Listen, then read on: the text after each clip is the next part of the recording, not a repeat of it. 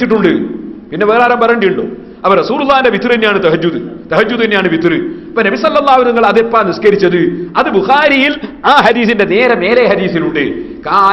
കാനയനാമു അവ്വലഹു വയഖൂമു ആഖിറഹു. നബി സല്ലല്ലാഹു അലൈഹി വസല്ലം തങ്ങൾ വിത്ർ നിസ്കരിക്കാറുള്ളത് എങ്ങനെയാണ്? ഇശാ നിസ്കരിച്ചാൽ കിടന്നുറങ്ങും, എന്നിട്ട് രാത്രി പകുതിയായതിനു ശേഷം എഴുന്നേറ്റ് നിസ്കരിക്കും. അങ്ങനെയാണ് അല്ലാഹുവിന്റെ റസൂൽ വിത്ർ നിസ്കരിച്ചിരുന്നത്. ആ രാത്രി സമയത്ത് പാതിരക്ക് എഴുന്നേറ്റ് നിസ്കരിക്കുന്ന നിസ്കാരമാണ് 11 വർദ്ധിപ്പിച്ചില്ല എന്ന് ആയിഷ ബീവി റളിയല്ലാഹു അൻഹ പറഞ്ഞത്. അത് വിത്റാണ്. തറാവീഹോ, തറാവീഹ് നബി സല്ലല്ലാഹു അലൈഹി വസല്ലം തങ്ങൾ പരസ്യമായി നിസ്കരിച്ച 3 ദിവസമാണ്. ആ 3 ദിവസവും നിസ്കരിച്ചത് എപ്പോഴാണ്? ഇശാ നിസ്കരിച്ച ഉടനെയാണ്. ഇശാ നിസ്കരിച്ച ഉടനെയാണ്. സഹാബത്ത് തറാവീഹ് നിസ്കരിച്ചത് എപ്പോഴാണ്? ഇശാ നിസ്കരിച്ച ഉടനെയാണ്, ഉറങ്ങുന്നതിന് മുമ്പാണ്. അപ്പൊ സഹാബത്ത് നിസ്കരിച്ചതും ഇശായിന് ശേഷം ഉറങ്ങുന്നതിന് മുമ്പാണ്. റസൂലുള്ളാഹി നിസ്കരിച്ചതും ഇശായിന് ശേഷമാണ്. ആ നിസ്കാരമാണ് തറാവീഹ്. അപ്പൊ ഉറങ്ങുന്നതിന് മുമ്പ് നിസ്കരിക്കുന്ന നിസ്കാരത്തിന്റെ എണ്ണത്തിന് ഉറങ്ങിയതിന് ശേഷം നിസ്കരിച്ച മറ്റൊരു നിസ്കാരത്തിന്റെ എണ്ണം തെളിവാക്കിയാൽ അത് വിവരമില്ലാഞ്ഞിട്ടല്ലേ സഹോദരന്മാരെ? അതുകൊണ്ട് ആ വിവരമുള്ള 4 മദ്ഹബിന്റെ ഇമാമിയങ്ങളും തറാവീഹ് 20 ആണെന്ന് തന്നെ രേഖപ്പെടുത്തി. 20-ൽ കുറഞ്ഞൊരു തറാവീഹ് ഇല്ലേ? ഇല്ല. അത് മുസ്ലിമീങ്ങൾ നന്നായി മനസ്സിലാക്കണം. അതുകൊണ്ട് തന്നെ ആ സഹാബത്തിന്റെ കാലഘട്ടം മുതൽ ഈ കഴിഞ്ഞ റമദാൻ വരെ പരിശുദ്ധമായ മദീനയിലും പരിശുദ്ധമായ മക്കയിലും മസ്ജിദുൽ ഹറാമിലും മസ്ജിദുൻ നബവിയിലും തറാവീഹ് 20 തന്നെ.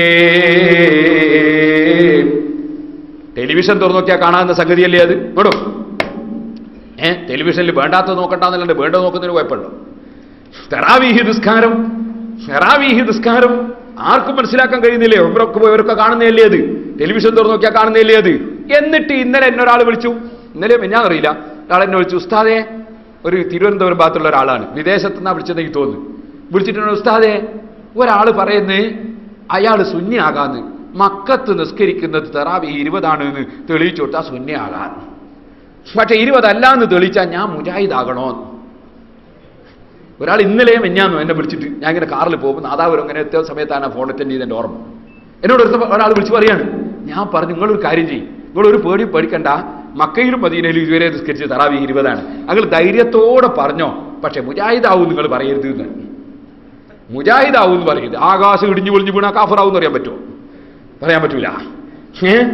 ആകാശം ഇടിഞ്ഞു പൊളിഞ്ഞിപ്പം വീണാല് ഞാൻ കാഫറാവും എന്ന് പറയാൻ പറ്റുമോ? പറയാൻ പറ്റില്ല. അതുപോലെ ഞാൻ മുജാഹിദാവുന്നു നാവുകൊണ്ട് പറയാൻ പറ്റില്ല, അത് മനസ്സിൽ വിചാരിക്കാൻ പറ്റൂല. അത് ഞാൻ ആത്മഹത്യ ചെയ്ത് മരിക്കൂന്ന് പറയാൻ പറ്റൂ? മരിക്കൂലെങ്കിലും പറയാൻ പറ്റൂല. ആത്മഹത്യ ചെയ്യുമെന്ന് പറയാൻ പറ്റൂല. ആത്മഹത്യ ചെയ്താലോ എന്ന് ചിന്തിക്കാൻ പറ്റുമോ? ചിന്തിക്കാനും പറ്റൂല. അതിനെക്കാളും ഗൗരവമാണ് മുജാഹിദാവും എന്ന് പറഞ്ഞാൽ. കാരണം എന്റെ ഈമാൻ ഞാൻ നശിപ്പിക്കുന്നല്ല പറയുന്നത്. ഈമാൻ നശിപ്പിക്കുമെന്ന് പറഞ്ഞാൽ അത് ശരീരം നശിപ്പിക്കുന്നതിനേക്കാൾ വലുതല്ലേ അത്? ഒരിക്കലും അങ്ങനെ ഒരു മൂമിനായ മനുഷ്യൻ പറയാൻ പാടില്ല. അതേസമയം നിങ്ങൾ ധൈര്യത്തിൽ പറഞ്ഞോ, തറാവീഹ് 20 റകഅത്ത് മാത്രമേ ഇന്ന് വരെ മക്കയിലും മദീനയിലും ജമാഅത്തായിട്ട് നടന്നിട്ടുള്ളൂ. അത് ലോകത്ത് എല്ലാ ജനങ്ങൾക്കും അറിയുന്ന ഒരു കാര്യമാണ്. 4 മദ്ഹബും അങ്ങനെയാണ്. അതിനപ്പുറം ഒരു മതമില്ല. പിന്നെ ഇവർ പറയുന്ന ഹദീസ് അത് വിത്റിനെ സംബന്ധിച്ചാണെന്ന് ബഹുമാനപ്പെട്ട ഇമാം ഖസ്തലാനി റളിയല്ലാഹു അൻഹു ബുഖാരിയുടെ ശറഹിൽ പറഞ്ഞു കാണാം. ഖസ്തലാനിയല്ല, എല്ലാവരും പറഞ്ഞിട്ടുണ്ട് വിത്റിനെ കുറിച്ചും തഹജ്ജുദിനെ കുറിച്ചുമാണ്, അത് തറാവീഹ് അല്ല. അതുകൊണ്ട് മറ്റൊരു ഹദീസ് ഇവിടെ കൊണ്ട് തെളിവാക്കുന്നതിന് യാതൊരു അർത്ഥവുമില്ല. സഹാബത്ത് നിസ്കരിച്ചതും അല്ലാഹുവിന്റെ റസൂൽ 3 ദിവസം പരസ്യമായി നിസ്കരിച്ചതും തറാവീഹ് ഇശായിന് ശേഷമാണ്, ഉറങ്ങുന്നതിന് മുമ്പാണ്. അതിന്റെ റകഅത്തിന് ഇത് തെളിവേ അല്ല.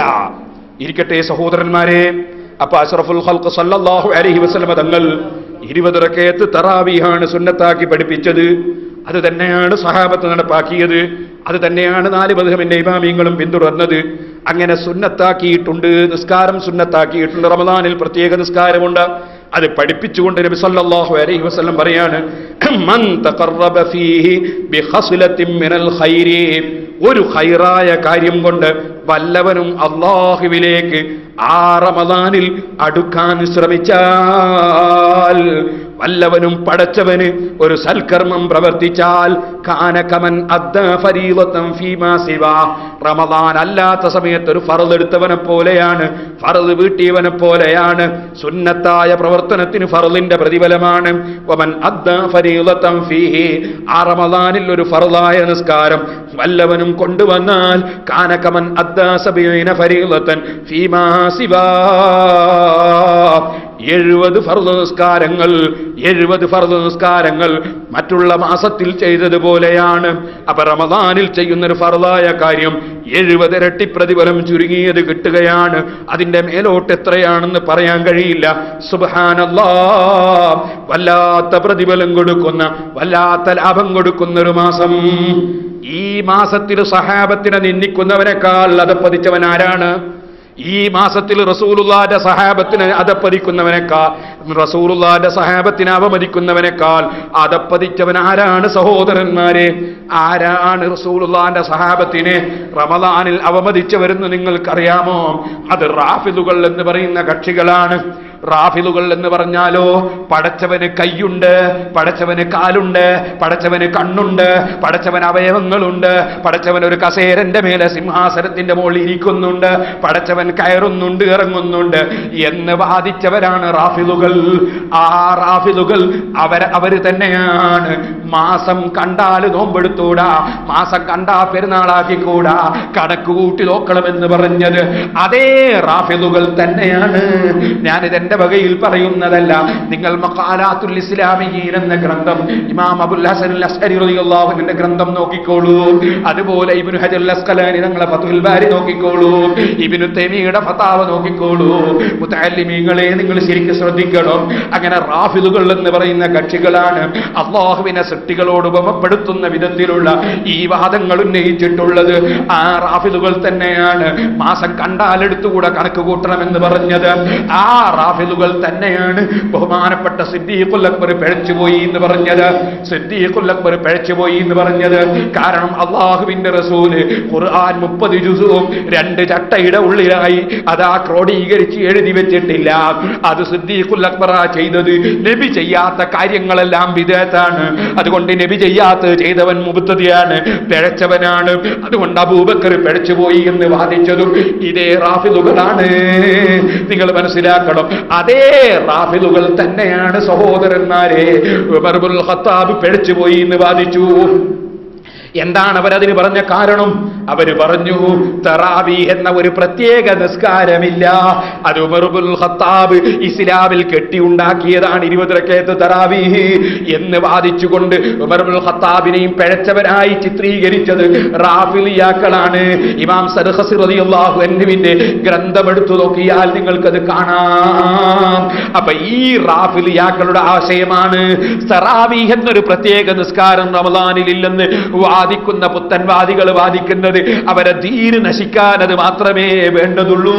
ആ വാദക്കാരെ പോയി തുടർന്ന് നിസ്കരിച്ച് നിങ്ങളെ റമദാനിലെ നിസ്കാരം നഷ്ടപ്പെടുത്തല്ല, മറ്റുള്ള നിസ്കാരവും നഷ്ടപ്പെടുത്തല്ല സഹോദരന്മാരെ. ബാപ്പയോ ഉമ്മയോ മരിക്കുമ്പോ ആ മരിച്ച ബാപ്പയ്ക്ക് വേണ്ടി മയ്യിത്ത് നിസ്കരിക്കാൻ വേണ്ടി മുന്നിൽ അത്തരം ആളുകളെ നിർത്താനും നിങ്ങൾ പോയിട്ട് സഹാബത്തിനെ അവമതിക്കുന്നവർ അവരെ മുന്നിൽ നിന്നുകൊണ്ടുള്ളൊരു മയ്യിത്ത് നിസ്കാരം മയ്യിത്തിന് വേണ്ടി നിസ്കരിപ്പിക്കുകയും ചെയ്യല്ല. ഞാനിത് മുസ്ലിം ഉമ്മത്തിനോട് പഠിച്ച കാര്യം തുറന്നു പറയുന്നു. സ്വന്തം മകനാണെങ്കിൽ തന്നെ, സ്വന്തം ബാപ്പയാണെങ്കിൽ തന്നെ, സ്വന്തം മകനാണെങ്കിൽ തന്നെ മരിച്ച മയ്യിത്തിന് സുന്നി അല്ലാത്തവന് ഇമാമത്ത് നിൽക്കാൻ അർഹതയില്ല, യോഗ്യതയില്ല. അത് മകനായാലും ഇല്ല, ബാപ്പയായാലും ഇല്ല.